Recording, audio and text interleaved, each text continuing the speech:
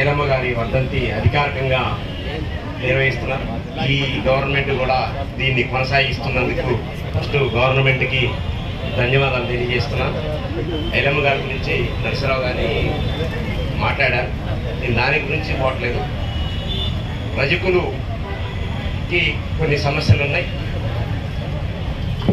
ఇస్త్రీ పోయిన గవర్నమెంట్లో ఇస్త్రీకి 250 యూనిట్లు ఫ్రీగా ఇచ్చారు.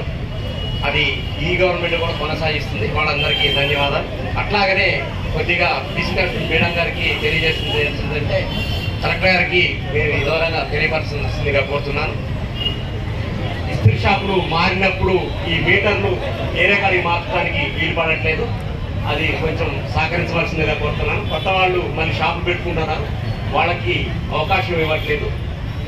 ఎలక్ట్రికల్ బోర్డు వాళ్ళకి కూడా మీరు కొంచెం సమాచారం ఇవ్వాల్సిందిగా కోరుతున్నాను. ఇందాక కొంతమంది అడావుడి చేశారు, నాకు అది బాధాకరంగా ఉంది. రజక అధికారికంగా పోయినసారి టీఆర్ఎస్ గవర్నమెంట్లో మంత్రి గారు వస్తారని చెప్పి దాదాపు 2.5 గంటలు వెయిట్ చేశాం. కానీ ఈ టైంలో ఇందాక వచ్చేసి అడావుడిగా మేమేదో కణాలు వేసుకొని వచ్చి వేసుకోవడం అనేది బాధాకరంగా ఉన్నది.